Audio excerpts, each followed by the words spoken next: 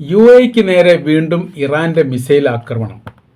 പ്രതിരോധിക്കാൻ സാധിച്ചു എന്ന് UAE അവകാശപ്പെട്ടതിനോടനുബന്ധിച്ച് ഇറാനെതിരെ അന്താരാഷ്ട്ര ക്രിമിനൽ കോടതിയിൽ പരാതി നൽകാൻ വേണ്ടിയിട്ട് UAE തീരുമാനിക്കുകയും ചെയ്തു. അവരാക്രമിച്ചതിൻ്റെ പ്രതിരോധം തീർത്തതിൻ്റെ ശേഷം ഉണ്ടായിരിക്കുന്ന ഇതിൻ്റെ ചില്ല് കഷ്ണങ്ങൾ, മിസൈലിൻ്റെ കഷ്ണങ്ങൾ ക്രോഡീകരിച്ചുകൊണ്ട് തെളിവ് ശേഖരിക്കുകയാണ് ഇപ്പോൾ UAE ചെയ്യുന്നത് എന്നാണ് ചില അറേബ്യൻ മാധ്യമങ്ങൾ ഈ വിഷയവുമായിട്ട് ബന്ധപ്പെട്ട് വിവരിക്കുന്നത്. വീണ്ടും UAEയിലേക്ക് ഇറാൻ്റെ ആക്രമണം ഉണ്ടായി എന്ന് ചില പത്രത്തിൽ കാണാൻ വേണ്ടി സാധിക്കുന്നു. ജനങ്ങൾ സുരക്ഷിത കേന്ദ്രങ്ങളിൽ തുടരണമെന്ന്, ഈ ആക്രമണം ഉണ്ടാകുന്ന മേഖല കേന്ദ്രീകരിച്ചുകൊണ്ട് പ്രവേശിക്കരുത് എന്നൊരു മുന്നറിയിപ്പ് UAE സർക്കാരിൻ്റെ ഭാഗത്തുണ്ടായിട്ടുണ്ട്. UAE ശക്തമായ പ്രതിരോധം ഉണ്ടാക്കുകയും അതിന് ഏറെക്കുറെ പ്രതിരോധിക്കാൻ വേണ്ടി സാധിക്കുകയും ചെയ്തിട്ടുണ്ട്. ഇനി ഏതെങ്കിലും മേഖലയിൽ ഈ മിസൈൽ വീണിട്ട് അപകടമുണ്ടായിട്ടുണ്ടോ എന്ന തരത്തിലുള്ള റിപ്പോർട്ടൊന്നും പുറത്തു വന്നിട്ടില്ല. അതേക്കുറിച്ച് അന്വേഷിക്കുന്നു എന്നാണ് മനസ്സിലാക്കാൻ വേണ്ടി പറ്റുന്നത്. ശക്തമായിരിക്കുന്ന സ്ഫോടനം നടന്നതായിരിക്കുന്ന റിപ്പോർട്ട് പുറത്തു വന്നു. അബുദാബി കേന്ദ്രീകരിച്ചുകൊണ്ടാണോ അല്ലെങ്കിൽ ദുബായ് കേന്ദ്രീകരിച്ചുകൊണ്ടാണോ എന്ന വിവരം ഇപ്പോഴും പുറത്തു വന്നിട്ടില്ല. ജനങ്ങൾ അപകട മേഖലയിൽ പ്രവേശിക്കരുത് എന്നൊരു സന്ദേശം മാത്രമാണ് UAEയുടെ ഭാഗത്തുണ്ടായിരുന്നത്. പരമാധികാരത്തിന് മേലുള്ള ഇറാൻ്റെ ആക്രമണത്തെ അനുവദിക്കുകയില്ലെന്ന് വീണ്ടും UAE ആവർത്തിക്കുകയും ചെയ്തു. അറബ് ലീഗ് ഈ വിഷയവുമായിട്ട് ബന്ധപ്പെട്ട് പ്രതികരിച്ചിരിക്കുകയാണ്, അപലപിച്ചിരിക്കുകയാണ്. ഇത്തരം പ്രവർത്തനത്തിൽ നിന്ന് അറേബ്യൻ രാജ്യങ്ങളെ ഒഴിവാക്കണമെന്ന് ഇറാനോട് ആവശ്യപ്പെട്ടു.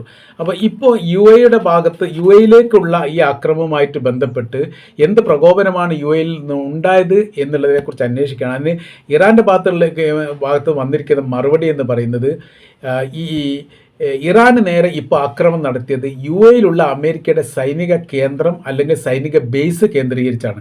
ആ മേഖലയിൽ നിന്ന് ആക്രമണം വന്നതുകൊണ്ടാണ് തങ്ങൾ തിരിച്ചടി ആ മേഖലയിലേക്ക് തന്നെ തിരിച്ചുവിട്ടത്. അത്തരം പ്രവർത്തനത്തിൽ മുതിരരുത് എന്നുള്ളതും, തങ്ങളുടെ രാജ്യത്തിന് നേരെ ഏത് രാജ്യത്തിൽ നിന്നാണോ ആക്രമണം വരുന്നത് അത് ആക്രമണത്തെ തങ്ങൾ ആ രാജ്യത്തേക്ക് തങ്ങൾ തിരിച്ചടി നൽകുമെന്ന് മുൻപ് പറയപ്പെട്ടതാണ്. അത് വളരെ കൃത്യമായ രീതിയിൽ UAEക്ക് അറിയാവുന്നതാണ് എന്നും പറയുന്നു.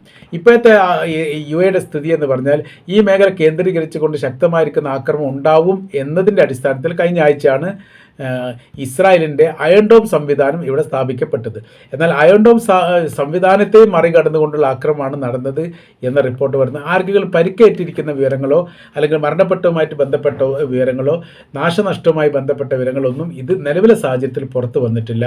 എന്നാൽ നിലവിലെ ഹോർമുസ് പ്രശ്നവുമായിട്ട് ബന്ധപ്പെട്ട സാഹചര്യങ്ങൾ അവസാനിച്ചിട്ടില്ല എന്ന് ഇറാൻ പറയുന്നു. അങ്ങനെ പറയുന്ന സമയത്ത് വീണ്ടും അക്രമ സാധ്യത ഉണ്ട് എന്നുള്ളതാണ് മനസ്സിലാക്കാൻ വേണ്ടി പറ്റുന്നത്. അതിന് വേണ്ടിയിട്ടുള്ള സുരക്ഷാ സംവിധാനം ഒരുക്കാൻ വേണ്ടി UAEയും ഇസ്രായേലും തീരുമാനിച്ചിട്ടുണ്ട്. ഇസ്രായേലിന് നേരെയും ആക്രമണം ഉണ്ടാകാൻ സാധ്യത ഉണ്ട് എന്ന് പറയുന്നു. കാര്യമെന്ന് പറയുന്നത്, ഇറാൻ്റെ കൊറം ദ്വീപ് ആക്രമിച്ചു, കിഷം ദ്വീപ് ആക്രമിച്ചു, ബന്ദർ അബ്ബാസ് തുറമുഖം ആക്രമിച്ചു. ഈ രണ്ട് തുറമുഖത്തിലും ഇസ്രായേലിന് പങ്കുണ്ട് എന്ന് സംശയിക്കപ്പെടുന്നു. ഉറപ്പായിട്ടൊന്നും പറഞ്ഞിട്ടില്ല. അപ്പോൾ കിഷം ദ്വീപിനെ സംബന്ധിച്ചിടത്തോളം തീപിടുത്തം ഉണ്ടായിട്ടുണ്ട്, തീ അണക്കാൻ വേണ്ടി സാധിച്ചിട്ടുണ്ട്.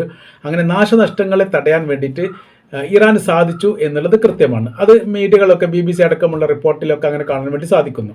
എന്നാൽ എന്തിനു വേണ്ടി ആക്രമിച്ചു എന്നതിനെക്കുറിച്ച് ഉത്തരമില്ല. കാര്യം എന്ന് പറഞ്ഞാൽ ഇവിടെ നിലവിൽ ഫ്രീഡം പ്രൊജക്റ്റ് സംവിധാനം ക്യാൻസൽ ചെയ്തിട്ടുണ്ട്.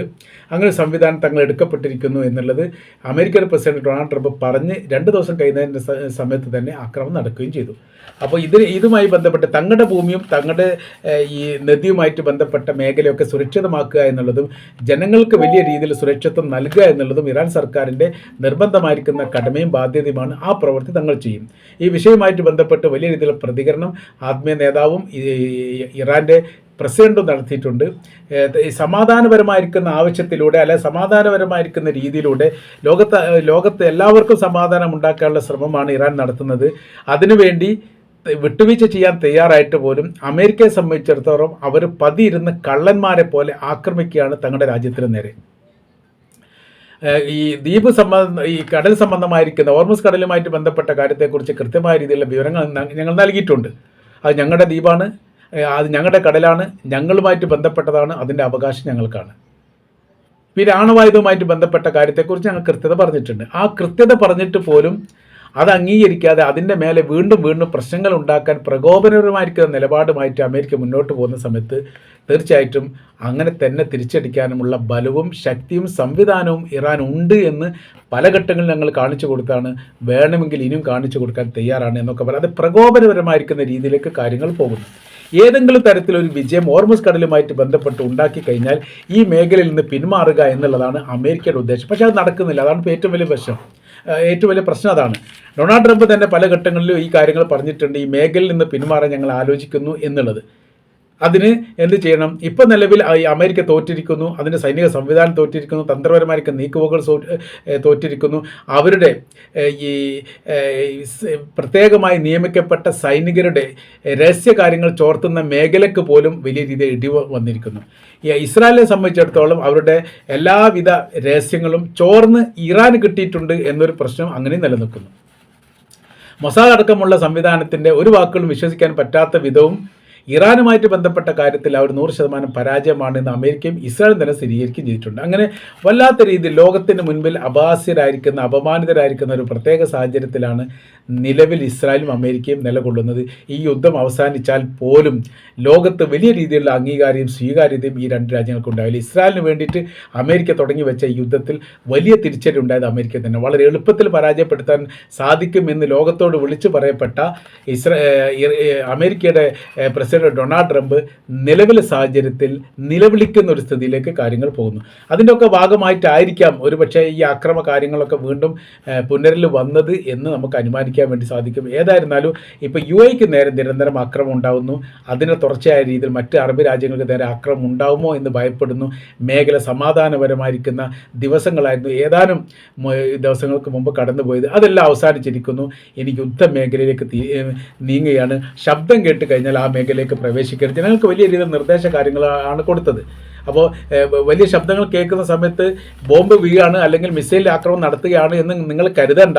ഈ നടക്കുന്ന സംഭവം എന്ന് പറഞ്ഞാൽ ആകാശത്ത് വെച്ച് പ്രതിരോധ സംവിധാനം ഇറാൻ്റെ മിസൈലിനെ തകർക്കുന്ന ശബ്ദമാണ് കേൾക്കുന്നത്. ചീളുകൾ തെറിച്ച് വീഴാൻ സാധ്യതയുണ്ട്, അതിൽ അപകടം ഉണ്ടാകാൻ സാധ്യതയുണ്ട്, ശ്രദ്ധിക്കണം എന്നുള്ള മുന്നറിയിപ്പ് UAEയുടെ ജനങ്ങൾക്ക് സർക്കാർ നൽകിയിരിക്കുന്നു. അതാണ് ഇപ്പോൾ ഏറെക്കുറെ ആശ്വാസമുള്ളത്. ഏതായിരുന്നാലും UAE വീണ്ടും ആക്രമിച്ചു എന്ന് പറയുന്നത് വലിയ രീതിയിൽ പ്രശ്നങ്ങൾ ഉണ്ടാക്കാനുള്ള ശ്രമം ഇറാൻ നടത്തുന്നു എന്നുള്ളതും ഇനി വലിയൊരു ആക്രമണം ഭാവിയിൽ വരാൻ പോകുന്നു എന്നതിൻ്റെ മുന്നറിയിപ്പാണ് എന്ന് കൂടി മനസ്സിലാക്കാൻ വേണ്ടി പറ്റുന്നു. അതുകൊണ്ട് തന്നെ ഇസ്രായേലിലേക്കും ഒരു പക്ഷേ ഇനി വരും ദിവസങ്ങളിൽ ഇറാൻ്റെ ഭാഗത്തുനിന്ന് ആക്രമണം ഉണ്ടാവാൻ സാധ്യതയുണ്ട് എന്ന് രാഷ്ട്രീയ നിരീക്ഷകർ വിലയിരുത്തുന്നു. ആ സ്ഥിതിയിലേക്കാണ് ഇപ്പോഴത്തെ സാഹചര്യങ്ങളും അവസ്ഥകളും പോകുന്നത് എന്ന് ചുരുക്കം.